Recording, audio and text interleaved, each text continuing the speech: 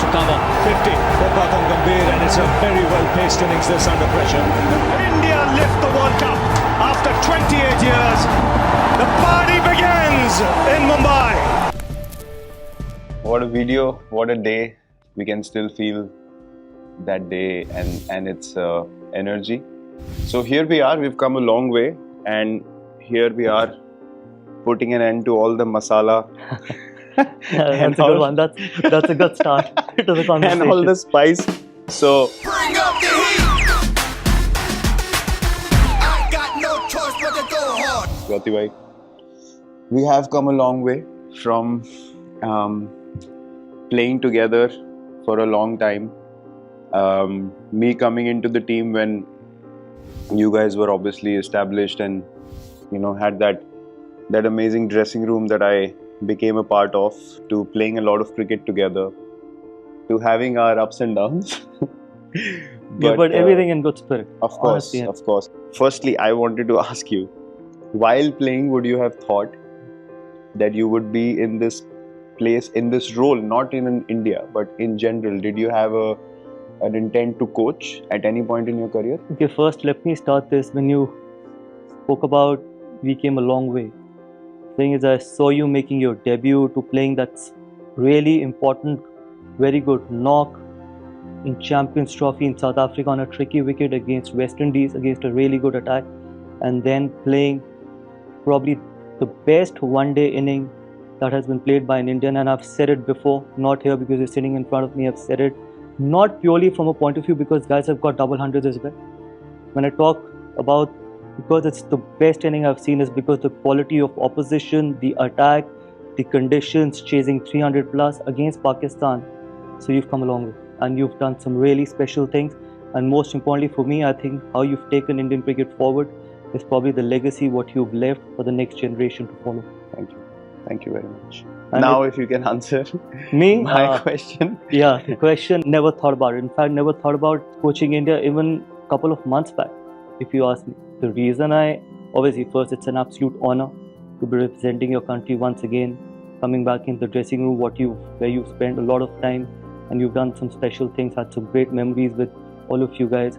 When you look forward, looking at the kind of tours we've got, Champions Trophy there is, and there is T20 World Cup and 50 over World Cup. So obviously sometimes you want to challenge yourself and keep pushing yourself forward. And that was one of the reasons why I thought that yes, I can contribute.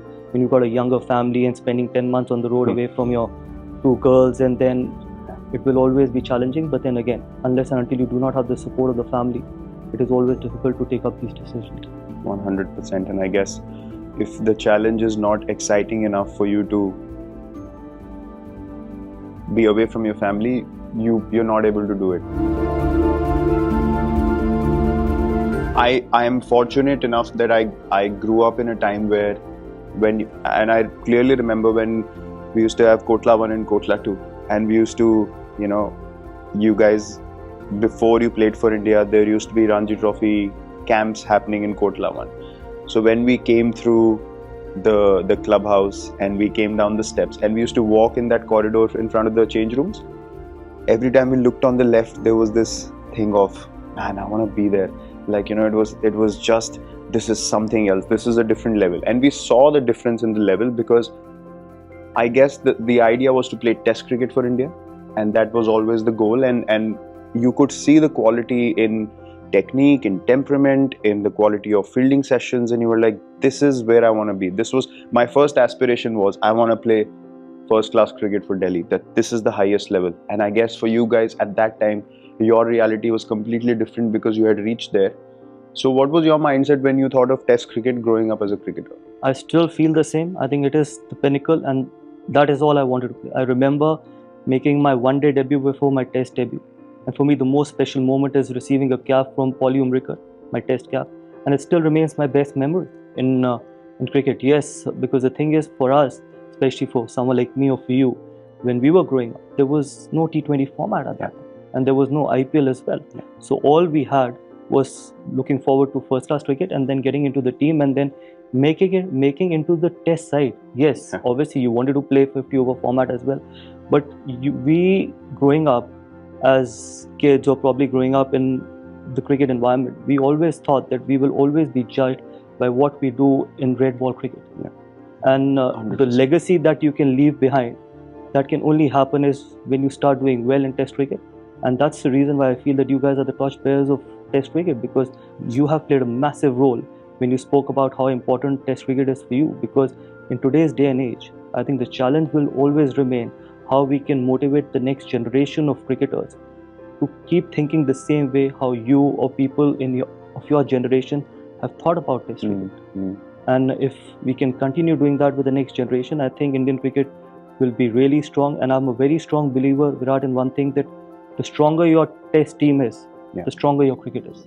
No, I completely agree with that. Now you can understand where the competition comes from, because the perspective is very similar. And the thing that excited me about Test cricket, and when I was coming up and I had the chance to lead the Test side, was the challenge.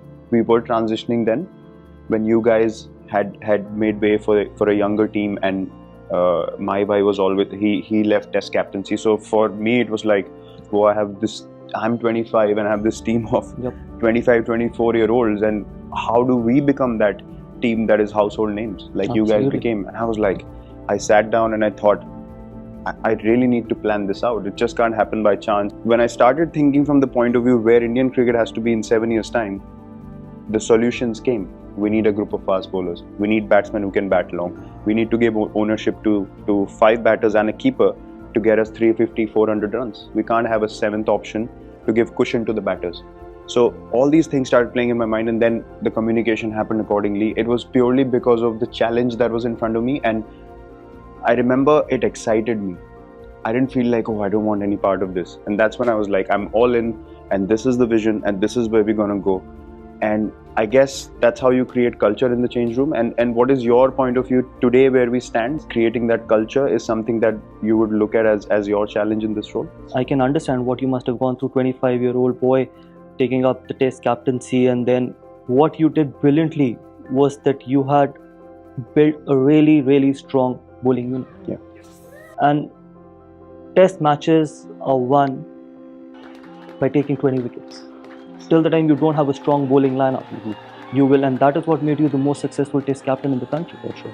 And the credit has to go to you, because as a batter, it is very easy to have strong 6-7 batters putting runs on the board. But the way you identified, and more importantly, the attitude what you got on the field with the fast bowlers, especially imagine having people like Shami, Bumrah, Ishant, Umesh, and then winning overseas. And I remember you playing that knock in Adelaide where India was chasing 400. That was your first game as captain, and then you still wanted to win that Test match. And that is the mindset which we want. That's the culture. And that's why I say, when you talk about what culture do we want to bring in going forward, that people want to play red ball cricket. And the best format in cricket, if you want to judge someone's personality, if you want to judge someone's character, is push him in Test cricket, and you'll get to know everything about him. Because it's actually, to be a successful cricketer, a player in Test cricket, you don't need to be the most skillful. You need much, much more beyond being the most talented and the skillful cricketer. You need discipline, you need patience,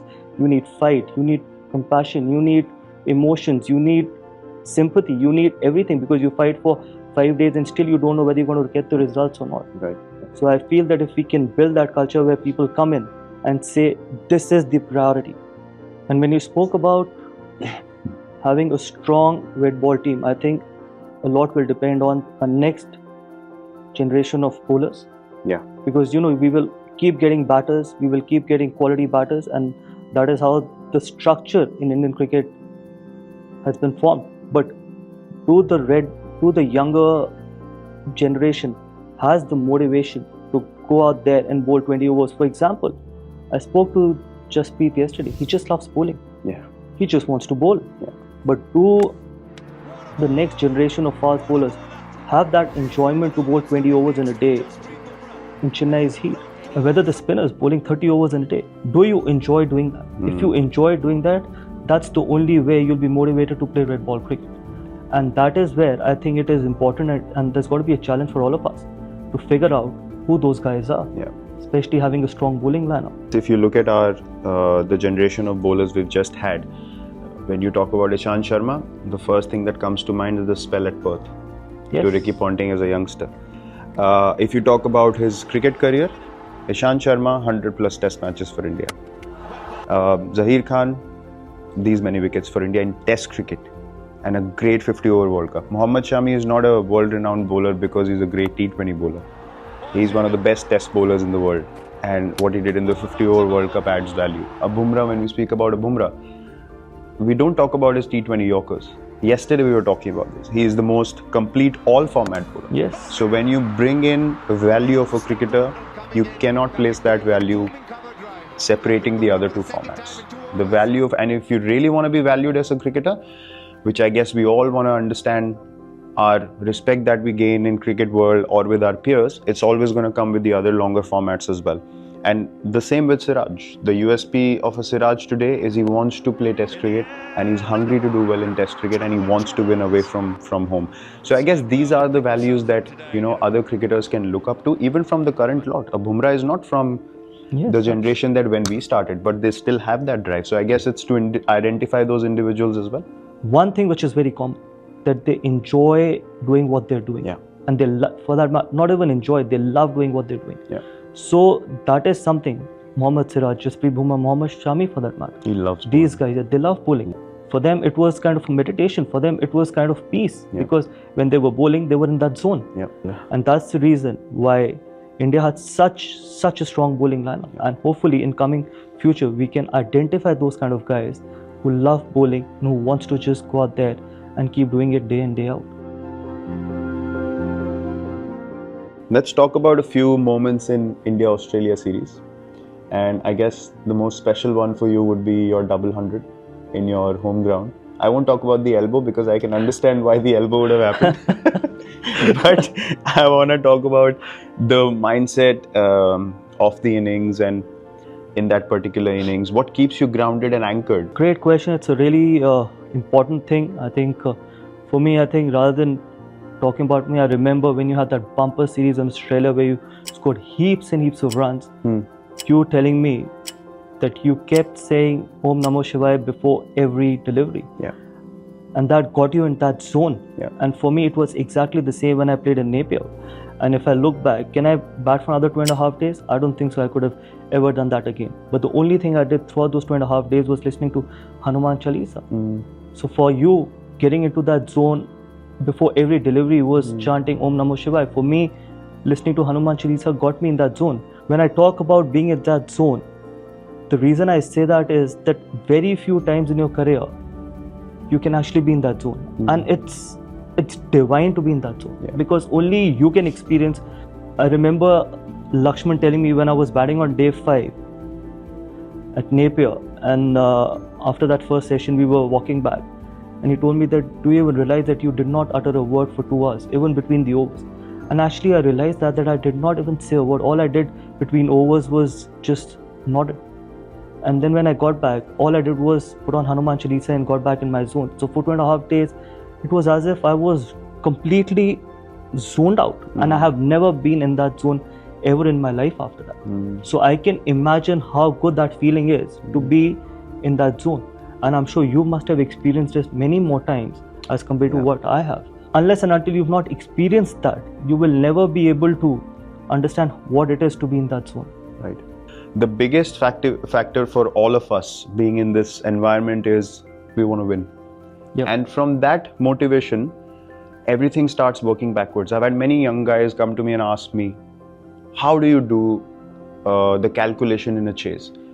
I always tell them, for me, a chase has always been clarity. You know exactly what you need to do.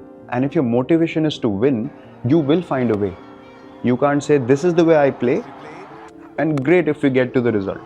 For me, it's always been, I want the result first. And if that requires me to play aggressive cricket, I'll play aggressive cricket. If it requires me to run, I'll run. If it requires me to play shots on the ground, I will play shots on the ground. If it requires me to leave the ball for 3 hours, I will leave the ball for 3 hours. And I guess if you don't want that victory so badly, you will not be able to work out the solutions. Is that something that you also feel? A youngster comes to you and talk about that, how do you plan a run chase? The only way you can plan a run chase is when you're not looking at your individual score, you're looking at what you need to achieve, where you need to reach, 100%. what is the target where you want to be. Yeah. If that is the target, and that is where actually I fumbled in 2011 World Cup final. And when people ask me about, did I have to play that shot or why did I play that shot? The reason why I played that shot, because before that shot, I was only thinking about what we needed to chase. And the moment you reach 97, then you start thinking, I'm just one shot away from getting my own milestone. And how am I going to celebrate? Whether I'm going to celebrate like this, first Indian to score 100 in the World Cup final. And the disappointment was not missing out on 100. The disappointment was giving the opposition a breather. Imagine getting opposition back in the game.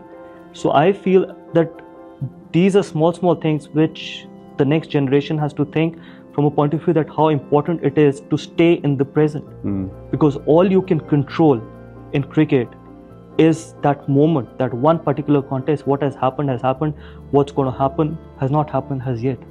So for me, I think and that is also mental toughness. If you can do that, I think that is also one way of being in that zone. Yeah. I wanted to ask you one question about when we have, especially when you're batting, because in the field it's easy to have altercations with the opposition and carry on. But when you're batting and you have a bit of a chat with the opposition, did you ever feel like this might carry on to you going out of the zone and you potentially getting out, or it put you in a more motivated space? You had more alterations than I had. I think you can answer that question better than I can. नहीं, मैं तो ये ढूंढ रहा हूँ कि मेरी बात से agree कर जाए. मैं ये नहीं बोल रहा कि गलत है. मैं कह रहा हूँ कोई तो बोले हाँ यही होता है. That's the personality you have. That's the personality I had. I sometimes wanted that. Yeah. Confrontation. I wanted it, honestly. Sometimes I wanted that, okay. And sometimes that confrontation can get you in that zone as well. Come what may. Yeah. And that's the reason. And see, and I don't want guys to change one bit. Yeah. For example, and you don't want guys to change either. Because if tomorrow, when you will look back at your career and someone would ask you the same question, that would you regret anything in your career that you've had so many confrontations with the opposition, you will say not at all. Because ultimately it's about how you can get the results, how you can score runs. Yeah. And I don't think so that ever in my life I've had sledging with the opposition. It has probably got me out of that zone. All it has done is probably helped me more as compared to probably helped me less. We've had a lengthy discussion on a lot of things, which has been wonderful. And from how I see things moving forward is to, I guess, create a culture where, as you're saying, we're not worried about what's being said on the outside, and that can only happen with the trust and belief that all decisions that are taken are only for one goal, which is for the betterment of the team and in turn Indian cricket. The guys will be excited and happy, and I'm sure that looking forward to this test season with 10 test matches and obviously Champions Trophy coming up as well. It'll be an exciting one. It'll be one with a lot of exciting moments, a lot of memories to create, and hopefully a lot of success for us as a team as well. So Virat, the next guest is Rohit. What do you want me to ask? What should be the first question to Rohit Sharma? I think it's a very simple question for Rohit. कि सुबह भीगे बादाम खाते हो कि नहीं? क्योंकि 11 सुबह 11 बजे की जगह रात को 11 बजे आ रहे हो. जगह PM ना हो जाए. तो रोहित, ये आपके लिए सवाल होगा. So that's, I guess, all from us. Thank you, Gauti bhai. Thanks. For having this amazing chat and answering my questions, and I guess a lot of the public questions elaborately as well. So until next time.